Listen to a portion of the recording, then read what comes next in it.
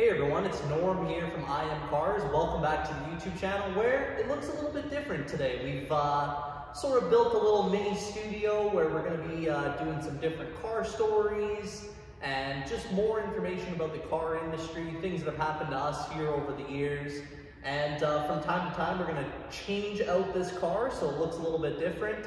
And might even have some guests on who will come and tell some stories, or perhaps we'll do a little podcast style interview with some interesting guests. But today I wanted to talk about credit and how credit affects your car purchase. In addition to that, we're also going to talk about some factors that affect your credit, as well as how you can build or repair your credit. But before we get started on that, don't forget to give this video a big thumbs up. Make sure to subscribe to the channel and also follow us on Instagram. That's where I'm a lot more active than on here. So I'll put the link in the video description. So some factors that affect your overall credit, that consists of your payment history. So paying all your bills and accounts on time, never being late with the payment dates, as well as your debt utilization. So what that means is how much overall debt you carry relative to a percentage of your income on paper. So if you make $10,000 a month and you spend $1,000 of it on credit, your debt service is 10%. If you make $10,000 a month and you spend $9,500 of it, your debt service is 95%. The lower that number is, the better. Like, most people are carrying, I'm gonna guess 50, 60%. Ideally, you want that number under 5, under 10 for sure. Another big factor is how long your credit history has been on file. So if you have a credit card that you've just gotten and maybe it's 3 months old versus someone who has the same credit card, but it's been on file for 10 years, obviously the longer the term, the longer they've held a good standing of that account, the better it is, and it'll put their score up. Another thing that will affect your credit negatively is application frequency. We find people will go out and submit credit apps to every dealership multiple times a year.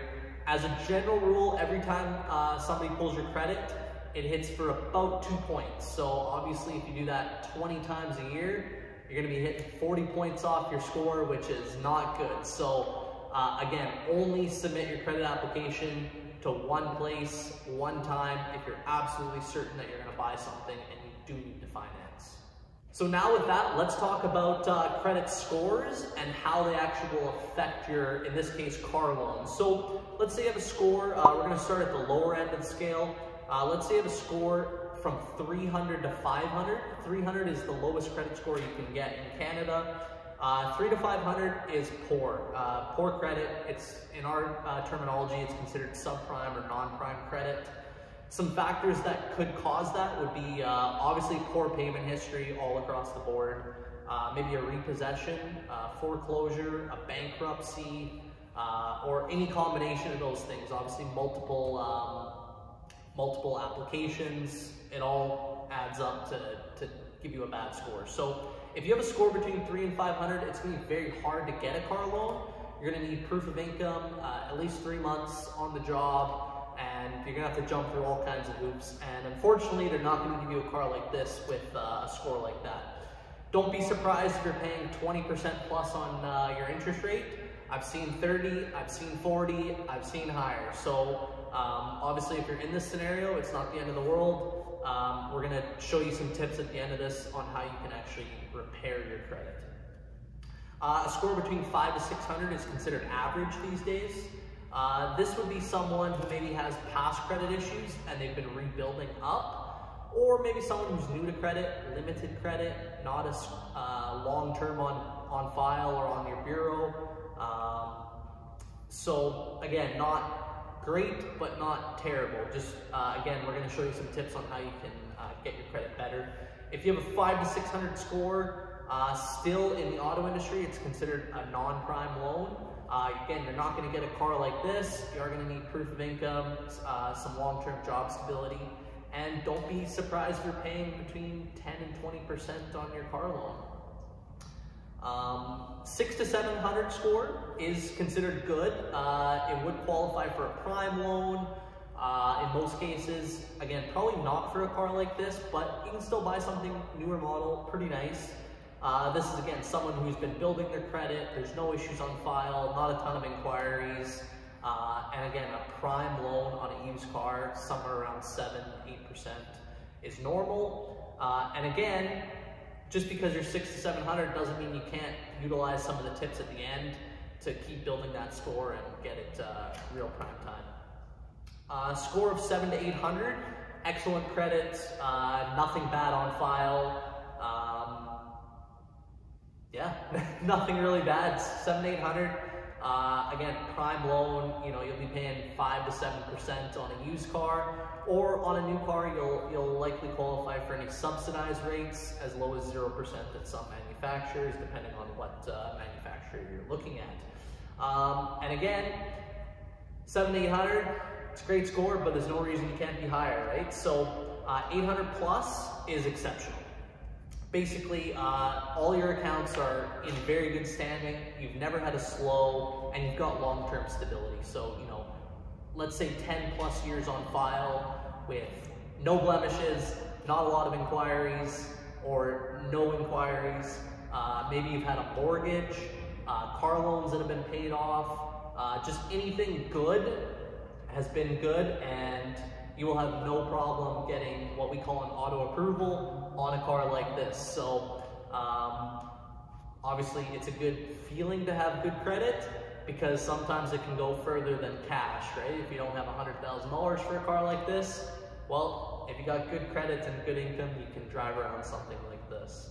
So now that I've gone over credit scores and how they'll actually affect your car loan, I wanted to give you guys a few tips on how you can either build your credit if you're new to credit, maybe a younger buyer, first-time buyer, or let's say you fall into one of the non-prime scores and you want to actually just re-establish yourself. So first thing is get a credit card. Doesn't matter what it is. It could be like a $500 prepaid, whatever. Just get it on your credit bureau, and pay it off in full every month. So even people are like, oh, I don't trust myself. Get a $100 card and buy a $3 item once a month and pay it off. It sounds silly, but it reports as a good standing revolving account, and it will help either build or repair your credit. Tip number, I guess that's 2 and 3, get a credit card, pay it off in full. Don't seek credit, as I said. If you're not buying something, don't give your credit application. Simple as that. If you're determined you're gonna buy a car from a dealership, give your app one time, one bank, one dealership, that's fine. Don't blast your credit app to absolutely everywhere, because like I mentioned, every time they pull your credit, it's about 2 points. So don't seek credit. Pay off all your debts on time, all the time. Simple as that. Debt's not necessarily a bad thing, especially if you're using it to your advantage to build credit, but pay everything off on time. Do not go 1 day late on your credit card, nothing like that, because it reports bad, it reports slow, and obviously if it gets to a certain point, it could go to collections, which a collection, again, will knock you down absolutely huge. In terms of rebuilding or repairing your credit, all this stuff sort of applies. Same thing, if you have collections on file, you're gonna be in that 300 to 500 range likely. Pay them off, simple as that. A paid off collection will help boost your score back up, and obviously it's better for you, right? Those are 5 simple tips, and just repeat them. Repeat them diligently.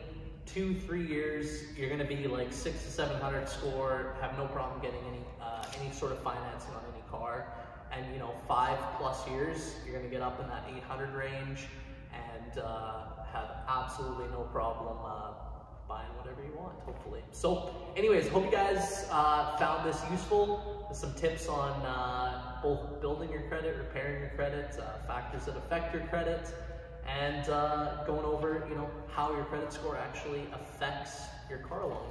So anyways, I hope you guys enjoyed this video. If you did, give it a big thumbs up. Make sure you're subscribed to the channel. Also, don't forget, follow us on Instagram. There'll be a link in the video description, or it's IMCARS, just like our YouTube channel name. So with that, we will catch you guys on the next one.